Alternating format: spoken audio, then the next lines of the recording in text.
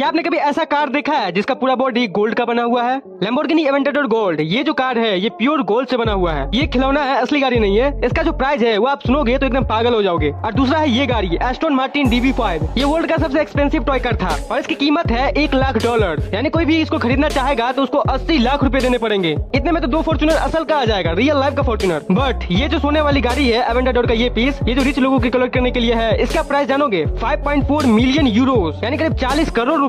क्या करते ये लोग, कौन लेता होगा इसको? सला इतने में तो 5 रोल्स रॉयस आ जाएगा। फैक्ट नंबर 14, क्या आपको पता है कि पार्ले जी में जी का फुल फॉर्म क्या होता है? बहुत लोग सोचते हैं कि जी का मतलब होता है जीनियस, पार्ले जीनियस, लेकिन एक्चुअली में ये फुल फॉर्म नहीं होता है पार्ले जी का। पार्ले जी में जी का मतलब होता है ग्लूकोज। ग्लूकोज हमें एनर्जी प्रोवाइड करता है, इसलिए पार्ले ग्लूकोज, पार्ले जी। नंबर 13, आपको मैं एक इंटरेस्टिंग सा चार्ट दिखा रहा हूँ 1947 का। इस चार्ट में आप देखो क्या लिखा हुआ है कि शुगर पहले 40 पैसा पर केजी में मिलता था, पोटैटो 25 पैसा पर केजी। वैसे ही करते करते गाड़ी की कीमत देखो, गाड़ी का कीमत है 2,500 रुपया। अब वही 2,500 की गाड़ी आती है ऑलमोस्ट 3.5 लाख रुपए में, मतलब लगभग 100 गुना ज्यादा। इसका मतलब जो प्राइस है वो कितना चेंज होता है। इसका मतलब ये भी हुआ कि इन्फ्लेशन यानी अभी जो आने वाला टाइम है तो इसमें भी बढ़ेगी। तो अभी से अगर आप 100 साल बाद की बात करें, यानी आप जब बूढ़े हो जाओगे, तो अगर आपको कोई सामान अभी 100 रुपए में मिल रहा है तो उस टाइम वो सामान आपको 10,000 रुपए में मिलेगी। अभी लोगों का एवरेज सैलरी 10-20 हजार रुपए होता है, तो उस टाइम 1-2 लाख रुपए कमाना कॉमन बात हो जाएगी। उस टाइम एक लेबर को भी 1 लाख रुपए मिलेगा महीना। क्यों? क्योंकि पैसा का वैल्यू कम हो चुका होगा इन्फ्लेशन के चलते। फैक्ट नंबर 12, रिसेंटली पोलैंड में एक पोल मौजूद है, इलेक्ट्रिक पोल, जो कि दिखने में कुछ ऐसा लगता है। रात में अगर आप इस पोल को अचानक से देख लिए तो आपकी फट जाएगी।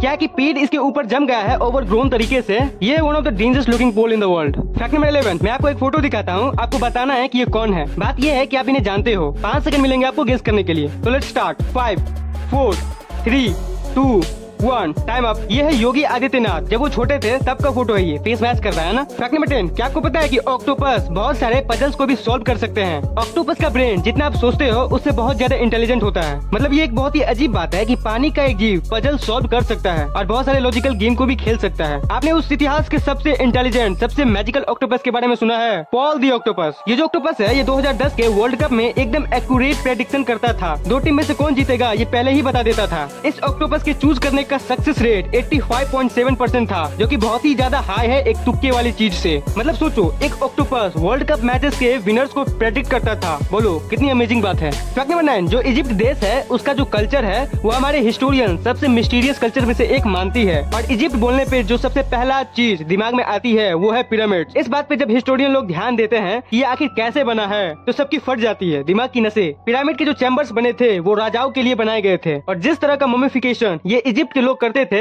वैसा पूरे वर्ल्ड में और कोई नहीं करता था। और बहुत ही एक अजीब सी एक हिस्ट्री है, एक सवाल है जो हिस्टोरियंस को बहुत ही ज्यादा तड़पाती है कि ये लोग अचानक से विलुप्त क्यों हो गए और पिरामिड का फुल रिकॉर्डेड इतिहास हमारे पास क्यों नहीं है। फैक्ट नंबर 8, एक फोटो में आपको दिखा रहा हूँ, आपको 10 सेकंड के अंदर एक लियोपार्ड यानी एक तेंदुए को स्पॉट करना है। 10, 9, 8, कहाँ है तेंदुआ? जल्दी ढूंढो, जल्दी से। 7, 6, 5, 4, 3, 2, 1।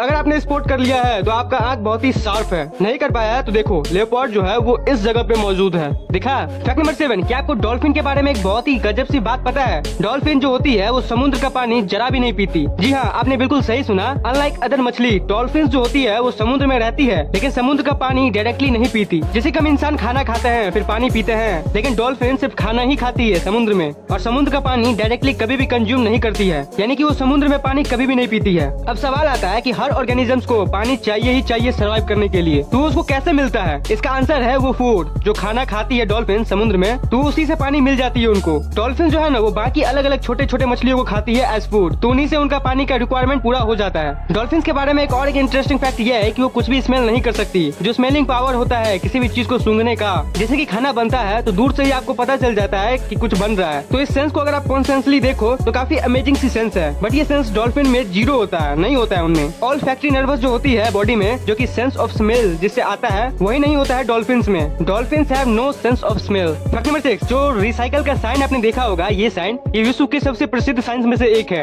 हर कोई को पता है कि ये रिसाइकल का साइन है। इसको 1970s के दौरान गैरी एंडरसन ने बनाया था। और एक रेयर सा वैल्यूएबल फोटो आप देखो, इसमें आप गैरी एंडरसन को देख सकते हो कि वो रिसाइकल का लोगो बना रहे हैं, क्रिएट कर रहे हैं। किसे पता था कि ये बाद में जाके स्टैंडर्ड साइन बन जाएगा रिसाइकल का। इसको बनाते हुए का ये एक्चुअल फोटो है। फैक्ट नंबर 5, क्या आपको पता है कि एलिफेंट यानी हाथी जब अपने माँ की पेट में होता है ना, तभी से वो कुछ ऐसा दिखने लगता है। यानी कई ऑर्गेनिज्म दुनिया में ऐसे हैं जो जन्म लेने के बाद और बड़े होने के बाद जिस शेप में हमें दिखते हैं नॉर्मली, वैसे ही शेप में माँ के पेट के अंदर लिटरली दिखने लगते हैं। जैसे कि इस एलिफेंट के वर्म के इमेज को आप देखोगे तो आप देख सकते हो कि सूंड जो निकलता है हाथी का वो उसी में दिख रहा है, पेट के अंदर से ही दिखना शुरू हो जाता है। फैक्ट नंबर 4, सुप्रीम कोर्ट ने एक ऑर्डर निकाला था जिसके तहत अगर कोई नेशनल हाईवे रोड है तो उसे 500 मीटर दूर होना चाहिए एक दारू का अड्डा। मतलब हाईवे पे जो दारू का अड्डा होता है, दारू पीने वाला जगह, वो क्या सेंस बनाता है? हाईवे पे लोग गाड़ी चलाते हैं, रुक के पियेंगे इसलिए बनता है क्या? तो इसलिए सुप्रीम कोर्ट ने ये निकाला लास्ट में कि हाईवे से जो आधे किलोमीटर दूर होगा दारू का दुकान तभी हम उसको अलाउ करेंगे, नहीं तो अगर उससे नजदीक हुआ उस 500 मीटर से तो बैन कर दिया जाएगा। 500 मीटर अंदर होना चाहिए। तो फिर क्या हुआ, इस कानून की वजह से बहुत सारे शराब के दुकान बंद हो गए, लेकिन एक दुकानदार वाला कुछ ऐसा किया जैसा कि आप अपने स्क्रीन पर देख रहे हो। ये क्या किया कि घेर दिया उसको, ताकि कोई भी अगर पीने जाए तो उसको 500 मीटर चलना पड़े। अब यहाँ पर देखो कितनी गजब सी बात है कि सुप्रीम कोर्ट ने जो वर्ड यूज किया था वो था डिस्टेंस, ना कि डिस्प्लेसमेंट। डिस्प्लेसमेंट मतलब कितनी दूरी पे होना चाहिए, और डिस्टेंस मतलब अगर कोई जा रहा है वहाँ से तो 500 मीटर अगर वो भूल भुलैया जैसा कवर कर लिए, भले ही सामने हो हाईवे से, लेकिन वहाँ पे फैंस को पुट कर दिया है, इसलिए लोगों को 500 मीटर चलना होगा। तो इस तरह लूप होल का यूज करके वो दुकान अभी तक चल रहा है। क्या दिमाग लगा है, गजब। नंबर 3, इंडिया और अमेरिका का रिश्ता बहुत अच्छा, आपको तो पता ही होगा, लेकिन आपके मन में ये सवाल आया है कि अमेरिका में कितने इंडियंस रहते हैं? तो अगर विकिपीडिया की माने तो ये 4.8 मिलियन यानी 48 लाख यानी लगभग 5 मिलियन लोग इंडिया के अमेरिका में रहते हैं। और उसी का उल्टा अमेरिका के कितने लोग हमारे देश इंडिया में रहते हैं? तो इसका जो आंसर है वो है 7 लाख। जी हाँ, अमेरिका के 7 लाख लोग ऐसे हैं जो कि इंडिया में शिफ्ट हो गए हैं। फैक्ट नंबर 2, बहुत कोई को अबू धाबी, दुबई और यूएई का डिफरेंस ही नहीं पता है। तो क्या है कि अगर आप जूम आउट करोगे मैप में तो पूरे को कहेंगे यूएई, ठीक है, और इसमें एक बड़ा सा पार्ट है अबू धाबी का, और वहीं पे एक दूसरा पार्ट है दुबई। यानी दुबई और अबू धाबी को मिला दे तो आएगा यूएई।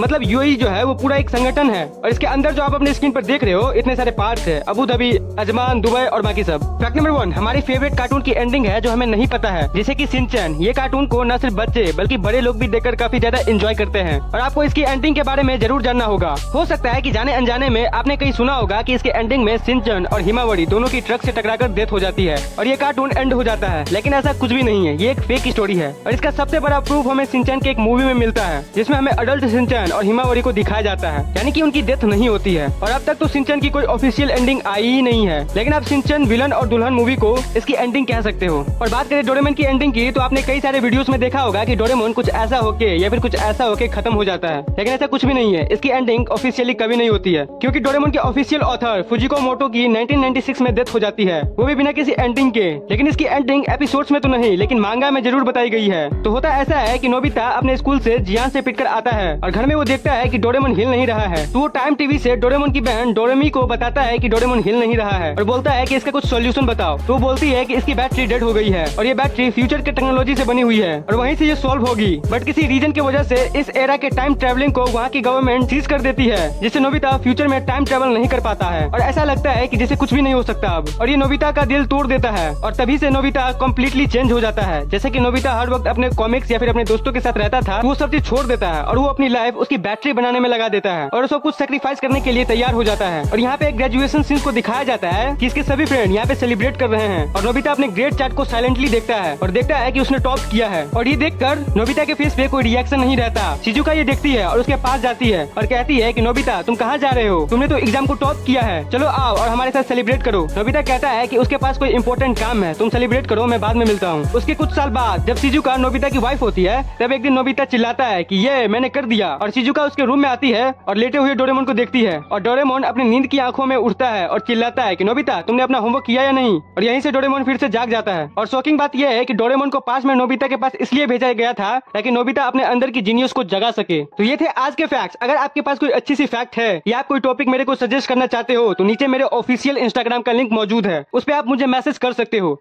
एक अच्छे से यूनिक टॉपिक के साथ। तो इंस्टाग्राम पे फॉलो जरूर करना, वीडियो को लाइक जरूर करना और नीचे कमेंट करना कि वीडियो आपको कैसा लगा, और शेयर जरूर कर लेना। और अगर आपने अभी तक चैनल को सब्सक्राइब नहीं किया है तो सब्सक्राइब कर लेना और बेल आइकन को भी ऑल पे कर लेना। Thank you so much for watching this video.